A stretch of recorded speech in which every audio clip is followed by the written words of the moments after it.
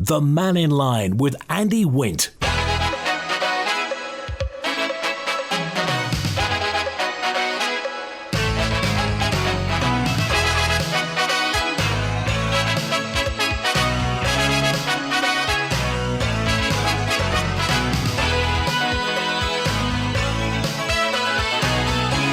Pastor Mike, good afternoon. We're on Mannin Line, open line today. Remember, tomorrow the Chief Minister will be on Mannin Line, so I'm going to get a question in before then. Put it on the answer phone on 682-631 or email manninline@manxradio.com. During Mannin Line's tenure on the air, remember the email is studio@manxradio.com. Call 66 13 68. WhatsApp 166 177, same for SMS as well. Well, any thoughts? Text, email, call and WhatsApp. The floor's yours. Let's get to the lines. And first of all, David's with us on Mannin Line. Hi, David. Hi, Randy. Quickly, I just want to ask, I was a bit perplexed yesterday when the Keys was on, why we couldn't find out who the candidates are going to be for the MLC election. And I just wondered, because they were going to make it more open and transparent, and why can't we find out who the runners and riders are? And if we're going to have an input from the general public, isn't that the time to say, let us know in advance and see who the persons are going to put their head above the parapet? Yeah, I mean this time, I'm thinking, is it going to be an open election this time in Keys? Is it going? Are we going to see who people are voting for this time? Well, I don't know, and I'm just wondering whether Andy Wint's name's down. You know how many Ks have approached you. You might have. This could be a confession time. Like, have any MHKs approached you? Oh, I can tell you absolutely, categorically. Lots of them have approached me, but never on that subject, to be quite honest. Most of them tell me where to go, but not in terms of Legco, no. Yeah. Well, it brings me on to the other one regarding the question time. And the belly aching from some of our elected officials to say, oh, they wouldn't give us extra time.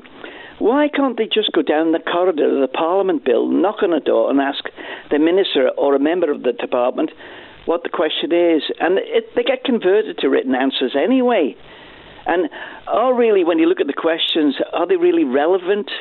Do they move things forward to us? Wouldn't it be better if they were sitting in their departments and actually doing something? Or maybe because some of them are not in a department and not doing anything.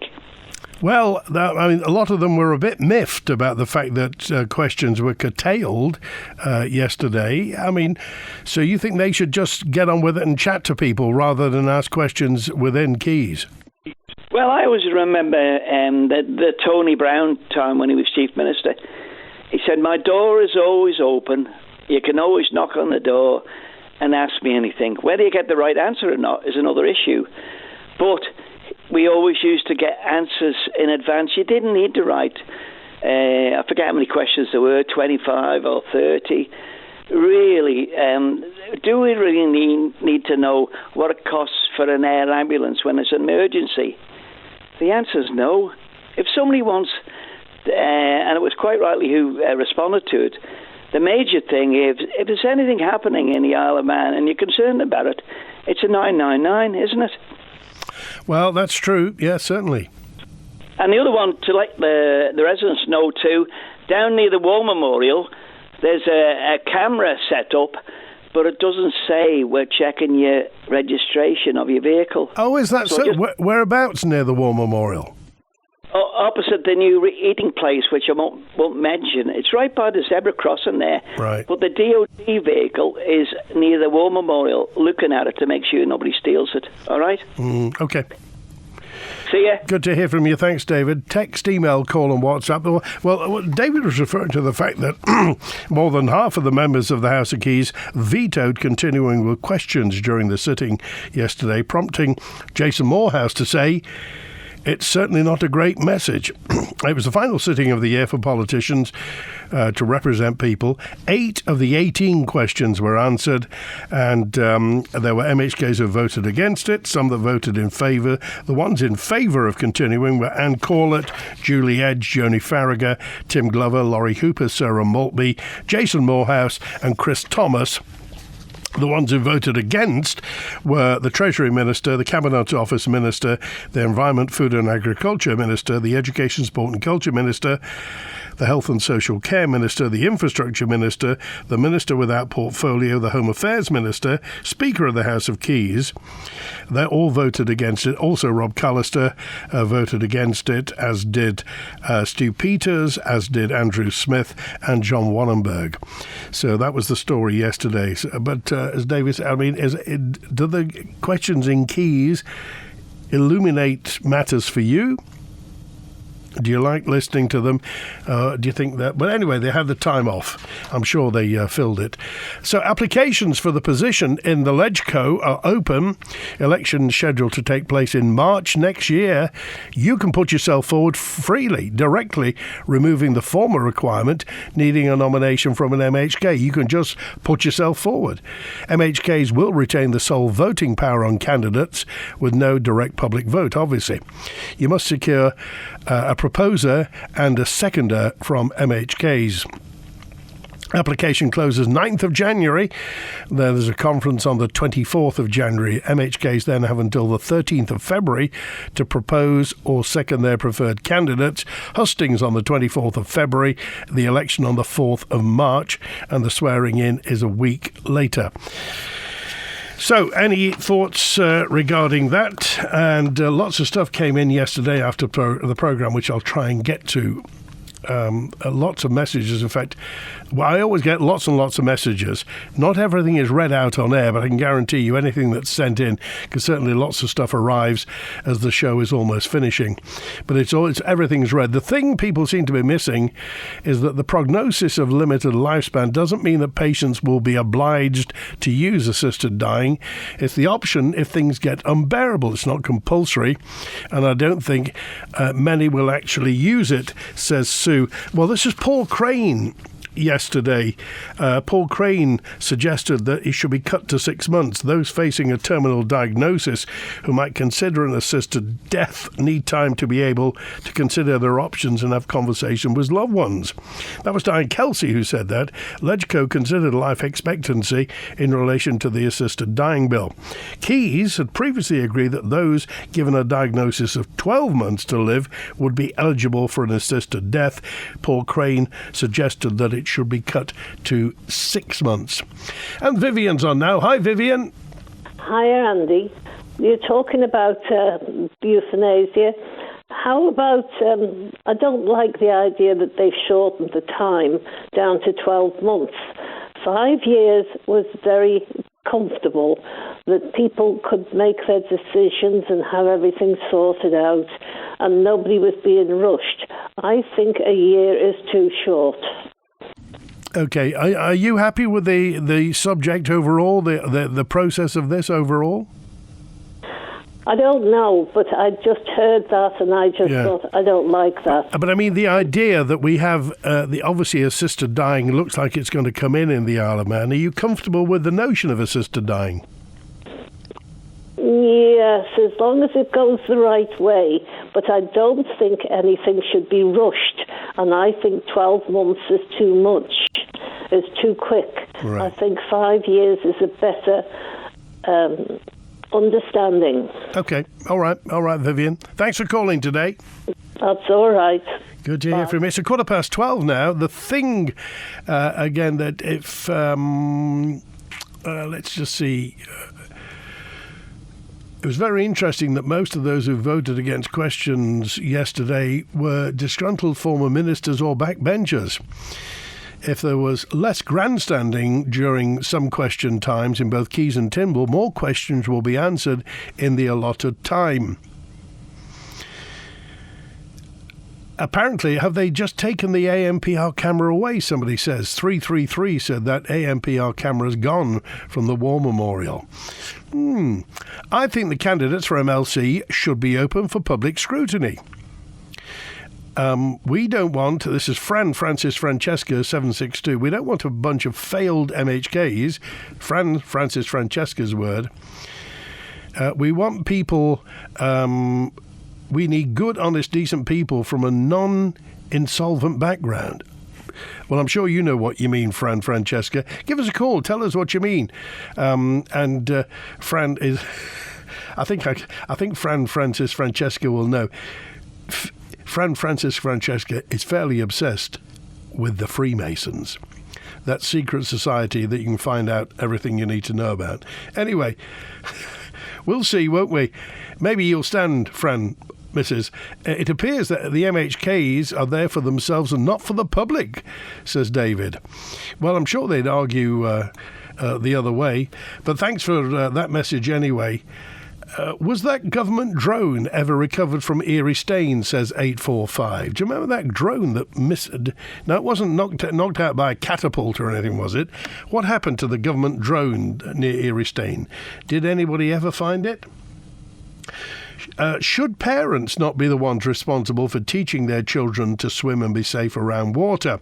I think, says Andy, there's a lot of ignorance towards our privileges, and parents should simply be more proactive in building their children into safe and resilient adults. Well, this is on the back of the fact that yesterday Castletown commissioners are putting the rate up, partly to cope with a deficit at the Southern Swimming Pool and also to keep it open and hopefully expand it, the opening hours, that is. We were talking about the fact that swimming pools help children to swim. And on an island, being able to swim is quite a jolly good thing because it can possibly prevent drowning. But anyway, Andy says it's down to parents to do that. The problem is over, and the government hasn't gone to college or university or anything to study politics. They haven't got a clue. They're just playing with everybody. The only thing they do is benefit themselves, says Anonymous, and they don't use all the facilities that we've got on the Isle of Man. Says, I don't know what that was referring to, but anyway, that's it. The reason the festoon lights didn't go back on is the electric tram is scheduled to run to the sea terminal. That's why the horse tram line hasn't been put into the sea terminal, but it's all kept quiet till after the next election. Well, the festoon lights went, didn't they? Because I think Douglas Council decided they were... Did they move the lamp standards? So the different distance between the lamp standards was supposedly too much for the poor festoon lights to cope with. And do you remember once upon a time we had festoon lights across the road as well as along the promenade? There's a 3-month waiting list to get a Tesla if they had the 50,000 sat in a field for 5 years. You wouldn't have to wait, says R. And also, I'd still love to hear from anybody who has a Tesla. And we heard the story of the guy who had the Tesla yesterday, who, when he had problems with the batteries, it had to be taken off the Isle of Man, not by the steam packet, by Mezerom, and then sent back to America for the batteries to be looked after. In America, under guarantee, apparently it's a 7-year guarantee on Tesla batteries. How much did that cost? Can you imagine? I've been trying to book an appointment at a GP practice. I can't book online for phone consultation until mid-January. Can't get an appointment on the phone this morning, advised by the receptionist. So I went to reception, was told to phone the next day. Yet the waiting room was completely empty. So what are the doctors doing if we can't contact them by any means? Thanks for that message. Could you possibly tell me which surgery it was, which practice it was? Am I correct in thinking that a question in Tynwald costs about £10,000? As much as I respect the MHK's right to ask them, it seems that Jason Morehouse is single-handedly attempting to bankrupt the government. Thank you, Michael. I don't think it's as much as £10,000. I think it's in the hundreds, but it is in the hundreds every time a question is asked in Keys and Tynwald because of all the research that may have to go into it. So there is a cost. That drone was a private one, apparently. It was surveying Eriestrain Quarry. We don't know. So did the Eriestrain drone come back? Was it ever got back? Back to some more messages on Mannin Line in just a few moments' time. But the changes at the Gaiety Theatre have been exciting all sorts of people. This is the fact that you may be able to take a drink to your seat. Well, I mean, you have been able to take a drink to your seat before. It was just in a bottle, as in a bottle of pop. To recap, from February next year, 2025, theatregoers to the Gaiety Theatre will be able to take alcoholic beverages back to their seats. After trying for several days to speak to a government department responsible for the change, we finally had some success. We spoke to the Education, Sport and Culture Minister, Daphne Kane, to ask if, bearing in mind that there was a survey and most people said they shouldn't be able to do that, government's decided now that they should. Well, I've been to plenty of theatres where it's standard practice, and the intention behind it was actually to make an enhancement to the audience experience. And I am aware that several people might find that sometimes there isn't enough time both to get served and to enjoy a drink in the interval.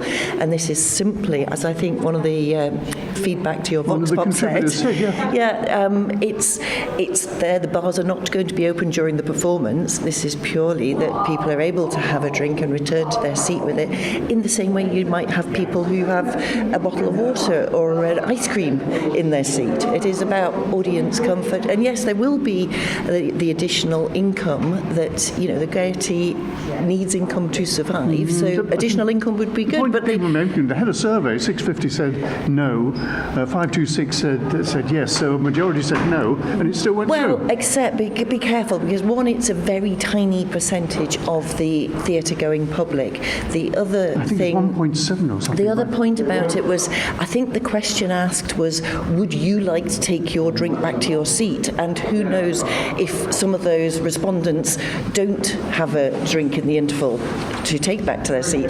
So the intention as well was never to seek public engagement or seek public endorsement for this policy. It was to say I think the Gaiety put it, we are going to the licensing court, and they took feedback on all manner of things to do with the bar's offering and the audience experience. It's about money, isn't it, really?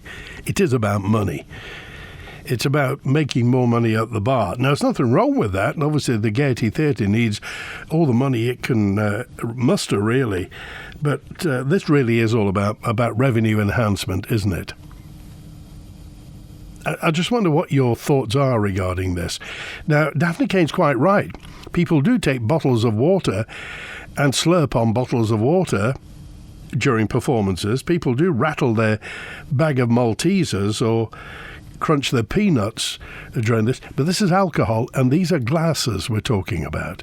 Glasses. Unless they're going to use plastic glasses, maybe this is the backhand way of bringing in plastic glasses. Single-use plastic? Thought that was outlawed.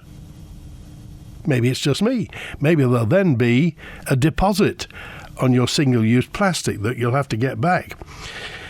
I mean, these things, this is February we're talking about, so these things presumably they do know, and presumably all the cleaners will know about this.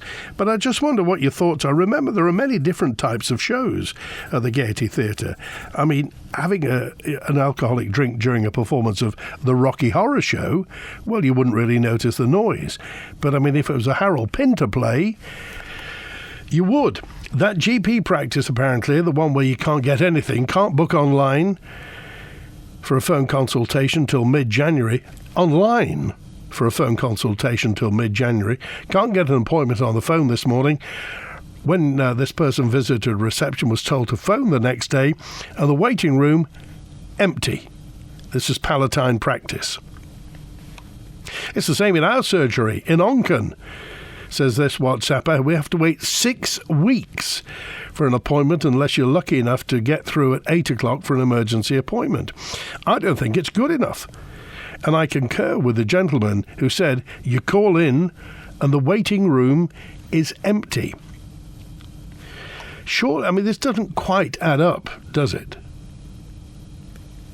I noticed on Douglas Promenade that there are only lampposts on the seaward side, none on the building side. So the government must be planning to put overhead power lines there so they can run the MER trams along the prom. Fair enough. But why can't they be more open and inform people? What's all the secrecy? Says Charles. You think they're trying to run the MER trams along the prom to the villa?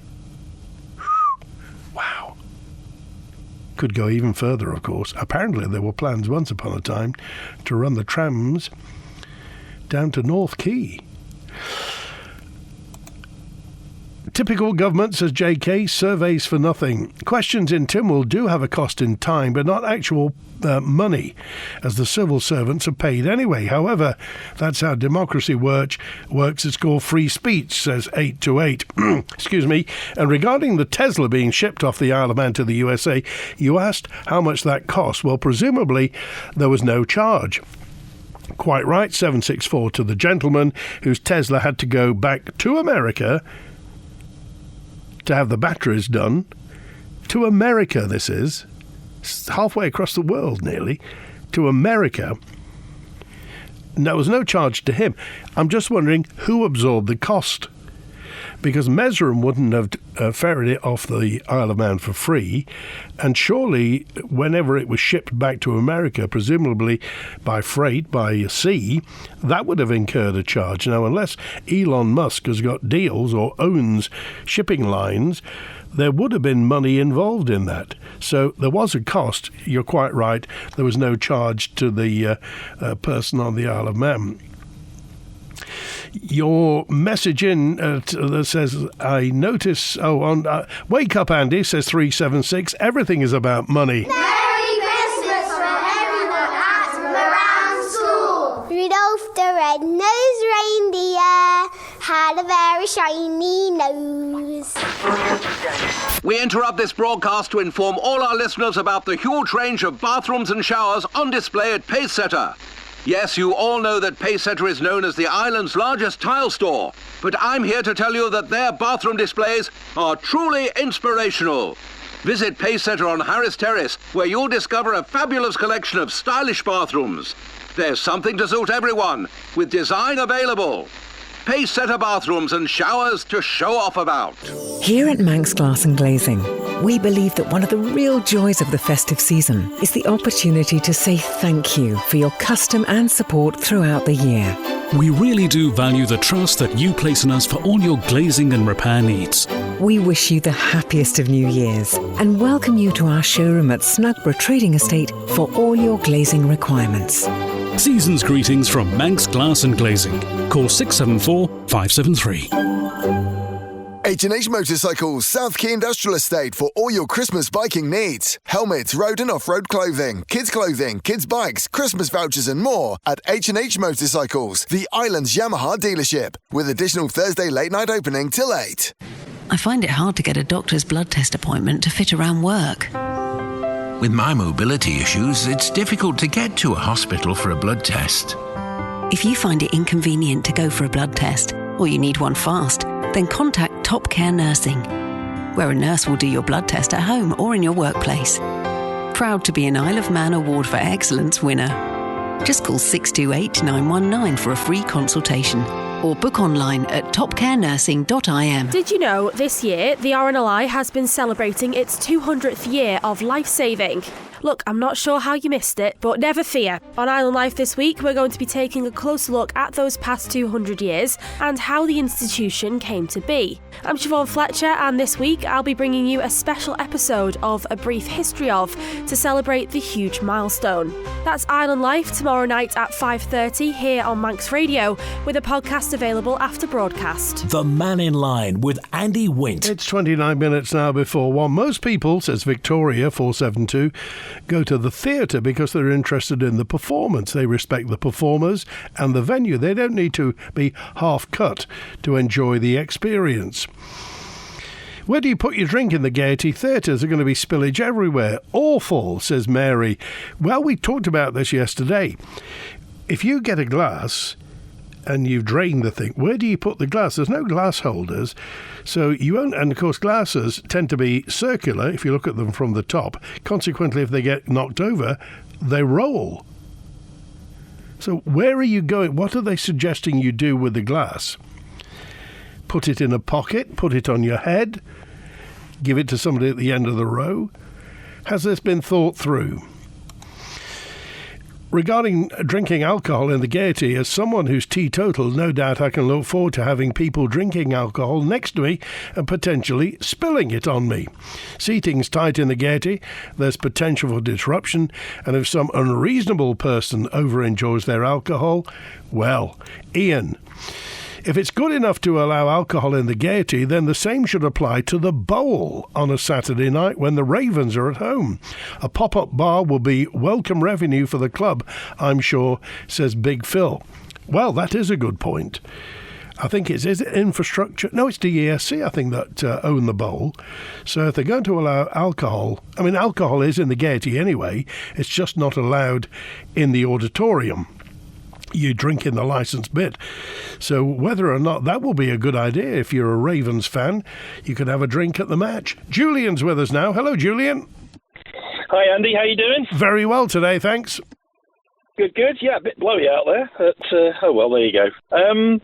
Just on the Tesla thing, I noticed in Auto Evolution online magazine, California, a chap bought a Tesla 3 Performance in June this year, and he got rid of it in November and dropped 24% off the value, or £14,250 off a £60,500 purchase price.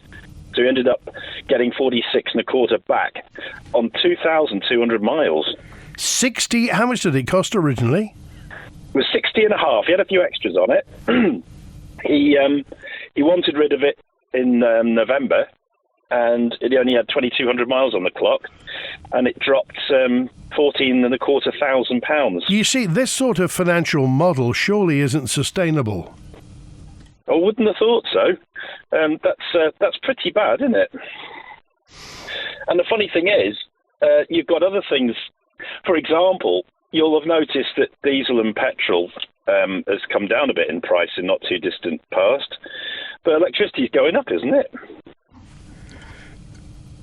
So if it's going to get more expensive to charge them and petrol and diesel are getting cheaper, that's kind of weird as well, isn't it? Well, again, nobody quite knows how this is going to pan out, and I've not really heard any politician make a bold panoramic statement about how this is going to work. At the moment, the politicians seem to be saying, trust us, everything will be fine. But the thing is, you have to be well off to be green where this is concerned, don't you?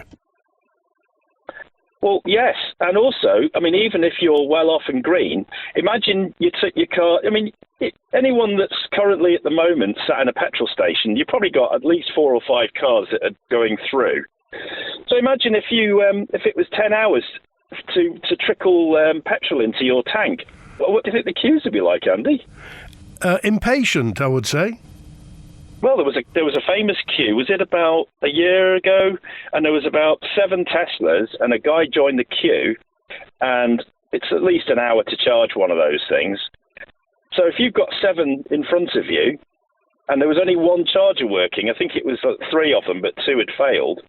So you're going to sit there for 7 hours waiting to charge your car up. And that's part of this whole issue. As I say, if only the politicians who espouse this would say, look, the technology is going to come on in leaps and bounds. When internal combustion engines started, they were a bit ropey, and it took ages, and only rich people could afford them. But eventually, they got democratized, and everything worked out. If only they could tell us what the view is, what the plan is, the strategy to do this, particularly particularly on the Isle of Man. Where is the charging network going to be? Is it going to be expensive? Is it going to be accessible? How are you going to pay for it? Is it a swipe card? But we never seem to get to practicalities. It's always, well, this is a good idea and it's going to happen. Yeah, and all of a sudden you've got every car, even on the sort of the 7 kilowatt sort of one up from the slowest charge, you've suddenly got 2 ovens worth of electricity being drawn from every vehicle. So where's all that massive amount of power going to come from to service everyone when they've got EVs around the island? Well, that's the responsibility of Manx Utilities, isn't it? And I'm sure they've got that well thought out. Yeah, I mean, probably the power station's going to be half the size of Pulrose, I should imagine, by the time they finish putting something in to sustain that amount of power. All right. The other thing was with assisted dying. Something you mentioned earlier was the word unbearable suffering. So at the moment, if somebody's suffering, what's the thing they're given? Palliative care. Yeah. But palliative care is suffering from a lack of funding at the moment. Forget the fact that I was told by David Ashford that there'd been no costings done on assisted dying, and of course there's been no clinical trials. You know, I mean, somebody that's, say, in their 80s and very frail, as compared to somebody who's got a terminal illness who's in their 30s, you may have a very, very different strength of whatever you're going to need to do the deed, aren't you? But there's been no clinical trials, so is it a case of well, you know, we'll just have to up it? And that's why in Oregon, for example, you've seen people taking 130 hours to go because the cocktail that they have to ingest orally, the body's fighting it because, you know, they may be terminal, but the body's still fighting, if you see what I mean. And the other thing with it is the practicalities of what happens about loosening off the taps in the future when a future government comes in. I still don't see that there has ever been legislation that can't be reversed by somebody in the future. And that's the whole issue, this issue of secondary legislation and what will happen in the future. I mean, Dr. Allinson has said that it's virtually bomb-proof and it can't happen. Right, but from what I can see, I don't see where is that. You can't. I mean, as far as I know, there isn't anywhere in the world that you can't. You know, if somebody else gets in power in 26 and this goes through, what's to stop them saying, well, we're not doing it now? I mean, the death penalty was reversed, wasn't it? Yeah. Because there were so many mistakes made. Okay, you know, all people right. Yeah. Appreciate that. Thanks for calling today. Thanks, Andy. Cheers. Good to hear from you. Stephen's with us now. Hello, Stephen. Oh, good afternoon, Andy, and good afternoon, listeners. Compliments of the season to everybody. And you too. I would just like to make comment, if I may, about the importance of question time within the House of Keys and Tynwald Court. It should be remembered that we do not have a government and an opposition. If anybody looks at how our near neighbour works, they have opposition days and opposition motions, etc., and it's all formally set out how the opposition can bring motions and question government. But on the island, we don't have that. All we have really is question time, which allows the backbenchers and others to question the policies of government and either action or inaction. So I just thought I'd like to mention that to point out that question time, rather than not being a way of asking impertinent questions, it is a very important function of how our Parliament and Tynwald works. So why do you think they came to that conclusion yesterday? I've absolutely no idea. I think that they did finish early, so it was not like they were going late into the night. Most people only have. I know that the government side will argue that government ministers have other work to do, and I'm sure they do. But primarily, the function of our legislators is to pass legislation and ask questions upon that legislation. So whether there was a question that they didn't want to answer that day, or they were just merely stamping their authority, who knows? It's a peculiar one, because most of the comments on social media, and I think also Laurie Hooper made the comment that are these people part-timers? And that appears to be the common feeling or thoughts amongst an awful lot of people who are voters and constituents. Okay, all right. Stephen, we appreciate it. Thanks for calling today. Thank you. Good to hear from you. Carol's with us now. Hello, Carol. Hello to everybody, and Merry Christmas and a Happy New Year to all. I first started on the Gaiety stage in 1967. I joined the Service Players and was in quite a lot of their productions for quite a number of years. Retired a few years ago because I got to the point where I couldn't remember lines. But the Service Players then very kindly made me their president. So I do know a little about drinks in the Gaiety. And most regular theatre goers know that when they arrive at the theatre, they can order their interval drinks in the bar, and those drinks will be along the ledge in the bar, all ready for them when the interval begins.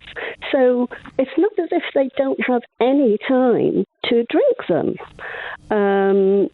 I'm fine with, bottles of water, whatever, especially if anybody's got a cough.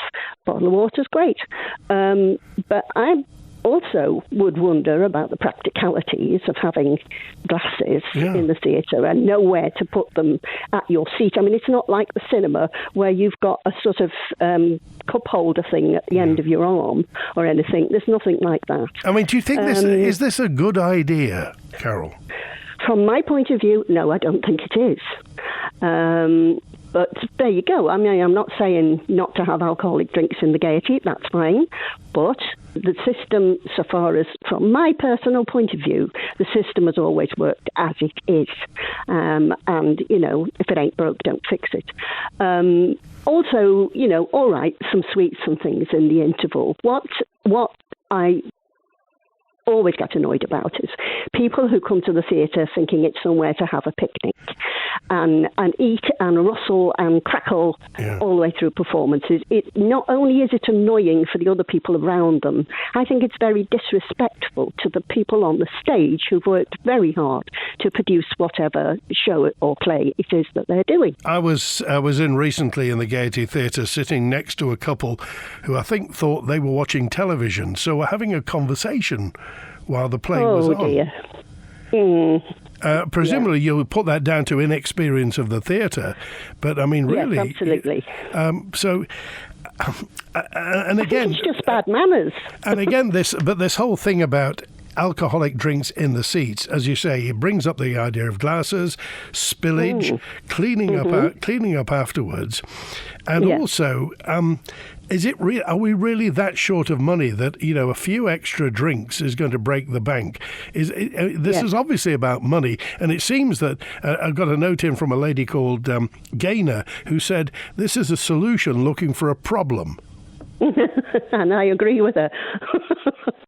I really do. I mean, in all my years, in which you're over 50, in things to do with the Gaiety, it's never been a problem before. If it ain't broke, don't fix it. Practicalities, has anybody thought about the practicalities? Okay, appreciate it, Carol. Thanks for calling. Okay, thanks, Andy. Cheers now. Bye. 16 minutes before 1. Howard's on now. Hello, Howard. Hello, Andy. Just listened to you before about that chap. Now, if this is true in a sense, that Tesla happened to go all the way back to the United States. It did. It did. Well, that's clarification on that score. But it would have to be transported from wherever it was, the house, up to Ramsey to go on board the Mazarin ship, which I believe goes into Glasson Dock. And it would then have to be transported by road to the dock that is taking the vehicle to America. And, of course, it would have to be transported by road on each occasion. Yeah. Even in the States, wherever it would dock there, it would have to be because it's a brick. It's undrivable. Yeah. And then you would have to transport it back because a lot of these wouldn't be licensed, they wouldn't be insured, and all sorts of things. But what begs to, looks for an answer, What is this doing to the plans for net zero? For one car, an astronomical cost to transport it at no expense to the owner, apparently, but at what cost to the environment and to Tesla to transport a car from the Isle of Man to America and back? And they're saying about the green environment and net zero. How are they going to get the carbon credits for that? Well, it prompts all sorts of questions, Howard, but as you say, the common sense question is it green? Is this sustainable?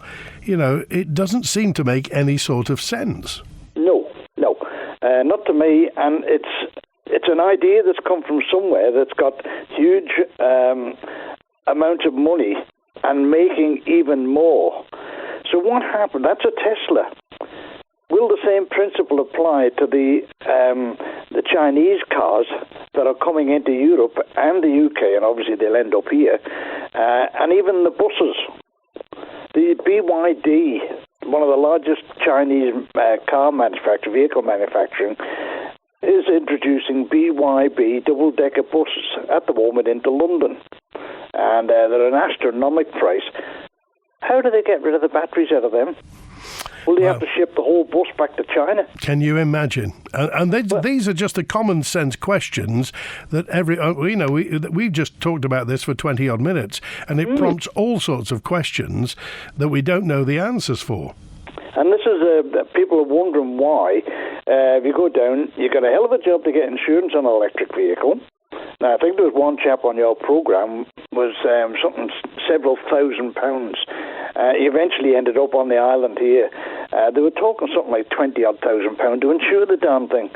But the likes of if they get damaged, something that if it were an ordinary petrol diesel car, you'd whip a new part on it, bang it in, it'd be out more or less either a day or two. But these things, the insurance companies are writing them off with an astronomical losses on what you paid for the damn thing. As Julian said, from 60-odd thousand down to 40-odd.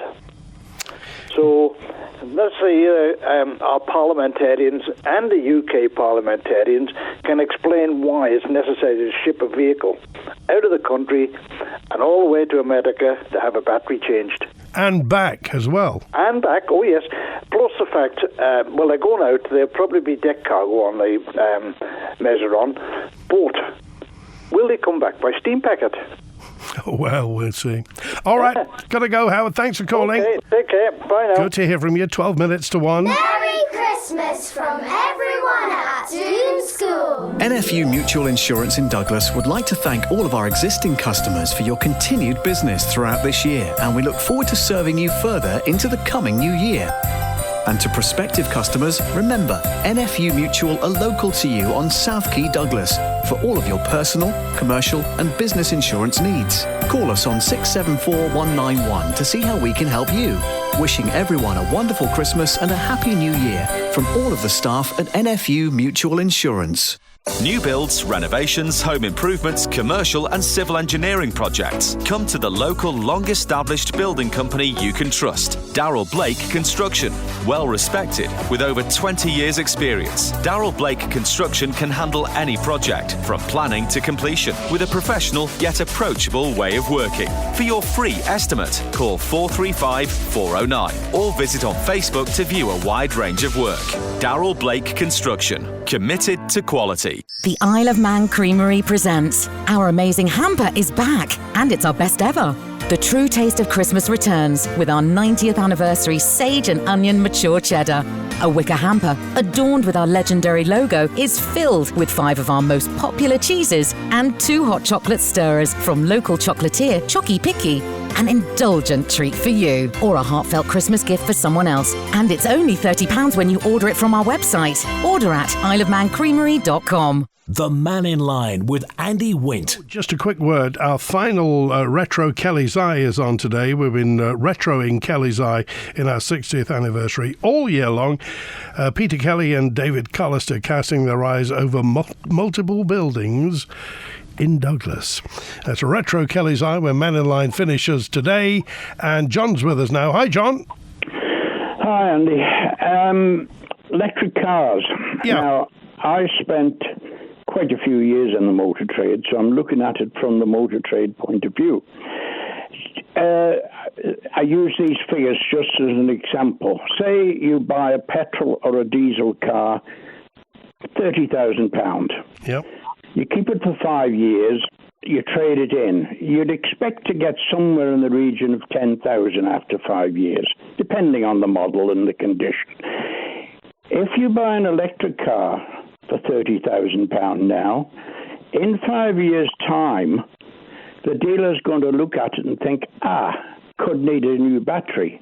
Now, if that was a diesel or a petrol, he wouldn't be worried because he could put a battery on it for under £100. But if it's an electric car and he thinks battery could be a bit suspicious, he's not going to be offering 10,000. He's going to be offering more like 5. And I think these people that are jumping in and buying electric cars, they're going to catch a cold when it comes to a trade-in.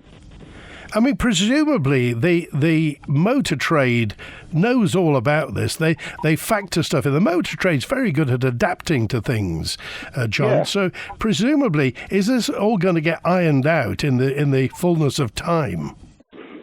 Well, possibly, but I believe there are quite a few dealers on the mainland anyway who won't take them in as a trade-in. They won't look at them. Yeah, and again, because they're not, they're not everywhere. They're not universal.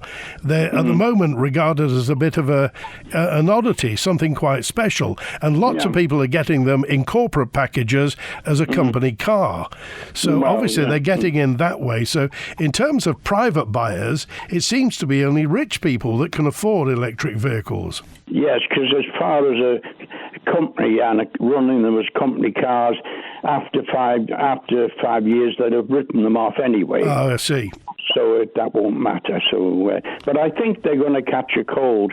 Just one other thing while you're on. Yeah. The Gaiety. My wife works volunteers at the Gaiety. I think you'll know they're known as FOGs. Friends of the Gaiety, yeah. Yes. Now, as what she said last night, she will see how it goes and consider a position. And if it means there's a lot more clearing up to do, she'll be walking. Oh, wow. So, the FOGs there, they collect tickets and check people to their seats or whatever. Yeah. And afterwards, they just go round and tidy up. But there's usually not much to do, a few paper wrappers or something. But if it starts to be that it's glasses or things and all like that, she said she'd just pack it in. Okay. Good to hear from you, John. Thanks for being with us today. Good, thank you. Also, a lady said, I often put my coat underneath my seat at the Gaiety Theatre if I'm wearing a large coat. If the person behind me then spills a drink and it goes on my coat, who's responsible for that? So Retro Kelly's Eye on the way, and this time tomorrow, the Chief Minister will be on, Alfred Cannon, MHK. If you want to talk to the Chief Minister, then tune in tomorrow at high noon. Enjoy the rest of your Wednesday. WINT 60 years serving you as the nation station. This is Manx Radio. Kelly's Eye, brought to you by Ellis Brown Architects. Peter, what's Kelly's Eye looking at today, as if I didn't know? Well, David, keep your wings flapping, that's all I can say. We're up in a place where most of our listeners will never be. We're in a hoist that goes up 100 foot. We've actually come down a bit to get out of the wind, and of course there's more oxygen at this level. And we're looking across the rooftops of Douglas. We're at the end of Hill Street. And really, we'll just talk about the panorama rather than sort of one specific building, because we've actually done a number. Alongside us is the St George's Hall, designed by the late Joe Tier, built or finished in 1934. It's got the date on the side. We're looking at roof level with a rather nice Westland slate finish. There's a slipped slate over there. Perhaps we can lean over and put it back. You can. We're looking then down Hill Street. The Examiner office is on our left. that sort of mid-20s building, and then alongside it the Athol Garage, which was one of those designs by Jimmy Lomas. Flat roof, of course. Flat roof. There's also a parking warden down there. I hope he doesn't stick one on the crane. Beyond that, of course, is St Mary's Church, with a very big hole in the roof, which can't be doing anything any good, particularly as it's immediately over the organ. The towers of St Mary's, one higher than the other, neither were finished. I mean, in actual fact, had they been finished, even this 100-foot hoist would never have reached the top. They were to have a brooch spire going up from the highest point that we see. We can see the old part of Government Office, flag flying, our original 1867 bit, and then the 1880s extension. We can see the spire of what used to be St Andrews, and then turning round there's the crane where the new courthouse is being built. Beyond us the one gasometer left from the Douglas Gaslight Company, and when we were higher up, of course, we could see Noble's Hospital out towards Pulrose and the promised land moving out towards the Cool. So it's been quite an experience, and we'll never quite have a Kelly's Eye like this again, and being actually above the seagulls. Look at that, we're looking down on them. Well, we are. They're paddling on the water on the roof of the Athol Garage. Well, it was well done to Mike Clark, our driver, who took us up ever so gently, and hopefully will get us down. If you didn't look down, you wouldn't realise you were going up, I think. I see the journalists are down there, down below, and photographers, so we're going to be famous. Well, we'll wait to see them go up now, yes. Beam us down, Scotty. Beam us down, Scotty, yeah, absolutely. Many of the most iconic buildings around the island have been designed by Ellis Brown Architects. Keep up with Ellis Brown today on Facebook or via ellisbrown.in. Part of island life for 60 years. This is your Manx Radio.